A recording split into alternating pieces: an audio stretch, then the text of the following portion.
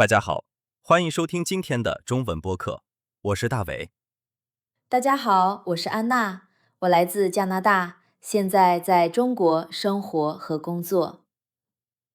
安娜，你在中国已经待了4年了，还记得你刚来中国的时候，有没有遇到过一些让你觉得很意外、不习惯的事情？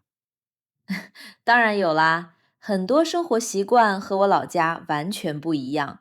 刚开始每天都有新的惊讶，现在回头看，这些小事都特别有意思。其实这种因为文化不同产生的意外感，大家常叫它文化冲击。今天我们就聊聊这些真实的日常小事，不说大道理，只讲真实的感受。对，而且这些差异没有谁对谁错，只是大家的生活习惯不一样而已。希望刚来中国的朋友听了会觉得，原来不是只有我这样。那我们先从大家最熟悉的吃饭聊起吧。你第一次和中国朋友一起吃饭，最惊讶的是什么？最惊讶的是，吃完饭大家都抢队付钱。在我们国家，朋友一起吃饭，一般每个人付自己的那份钱。这确实是很多外国人都会遇到的情况。很多中国人觉得主动付钱是热情友好的表现，和好朋友吃饭都不想让对方花钱。我记得第一次和公司同事聚餐，吃完以后大家都拿出手机，我还以为大家要算自己的那份钱，结果每个人都想付全部的饭钱，我站在旁边都不知道该怎么办。那你现在习惯这种方式了吗？慢慢习惯了，现在和好朋友吃饭，我也会主动拿出手机付钱。还有一件事，吃饭的时候总有人用自己的筷子给我夹菜。哦，对，中国人招待客人的时候喜欢给对方夹菜，意思是让客人多吃一点，是关心你的意思。一开始我有点不习惯，因为在我们国家，大家都只用自己的筷子吃饭，不会互相夹菜。但是后来我知道这是大家对我好，心里就觉得暖暖的。还有别的和吃饭相关的小事吗？还有餐馆的菜量，我第一次去外面吃饭，只点了2个菜，结果端上来坛子特别大，菜的量很多，我根本吃不完，最后打包带走了。很多刚来中国的外国人都会点多。中国不少餐馆的菜量都比较足，尤其是北方的餐馆分量更大。聊完了吃饭的细节，其实生活里还有一个更小的习惯，差异特别明显。很多外国人刚来都不适应。你有没有注意到喝水这件事？太有印象了！我刚来的第一天去餐馆吃饭，跟服务员说要一杯水，结果端上来的是一杯热的，我当时都愣住了。这真的是最经典的文化差异之一。很多中国人不管夏天冬天都习惯喝温水或者热水，很少直接喝冰水。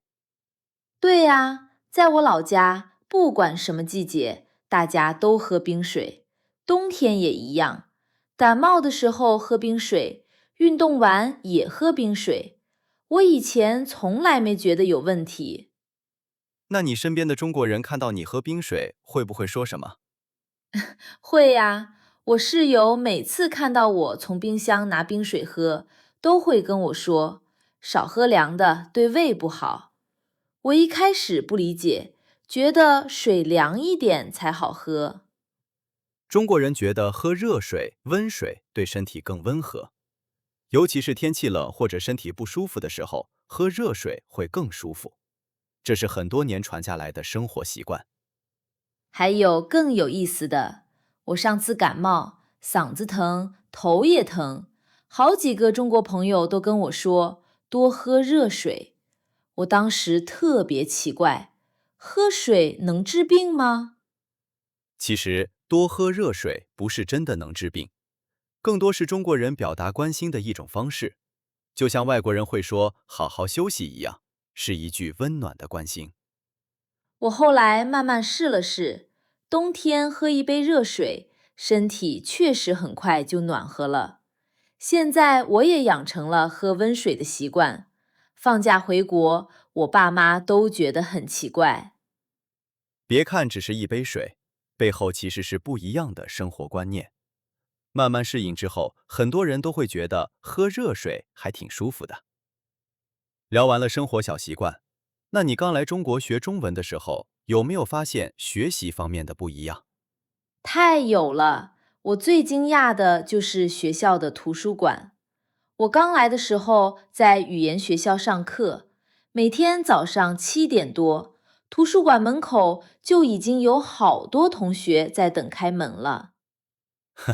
很多中国学生都喜欢早上去图书馆，那里环境安静，学习效率更高。尤其是考试前那段时间，去晚一点，可能就找不到空座位了。对呀，我第一次周末去图书馆，本以为大家都出去玩了，人会很少，结果里面坐得满满的，大家都在安静地看书、写作业。在我老家，周末图书馆的人不多，大家更愿意出门运动或者陪家人。不少中国学生都觉得多花时间学习才能取得好成绩，所以平时和周末都会安排固定的学习时间。还有我身边的中国同学，学习都特别认真，除了老师布置的作业，他们还会自己找练习题做，每天主动背单词、复习课文。我本来觉得自己已经很努力了，跟他们一比，还差得远呢。这和咱们的文化观念也有关系，很多人都把学习当成提升自己的重要途径，所以愿意在上面多花精力。一开始我还有点压力，觉得自己是不是太放松了。后来慢慢明白，这只是不同的学习习惯而已。我也开始学习他们的优点，每天多花半小时复习中文，进步真的变快了。没错，找到适合自己的节奏，再借鉴别人的长处，就是最好的学习方式。说了这么多不习惯的事情，那你现在回头看，对这些文化差异有什么新的想法吗？我觉得每个国家的生活习惯都不一样，没有绝对的好与坏，只是文化和环境不同而已。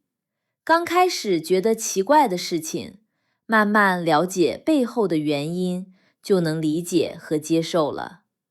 说的特别对，多接触、多交流，就能慢慢适应不同的文化，还能发现很多有意思的地方。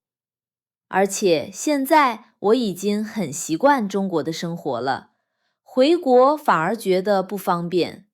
现在想想，这些文化冲击的经历都成了很有趣的回忆。今天我们聊了吃饭、喝水、打招呼、学习4个方面的小故事，不知道听众朋友们有没有类似的经历？不管你是刚来中国，还是去过别的国家，遇到过文化差异，都欢迎在评论区留言分享。希望今天的节目能让学中文的朋友学到实用的日常表达，也让大家更了解不同的文化。感谢大家的收听，我们下期节目再见。再见。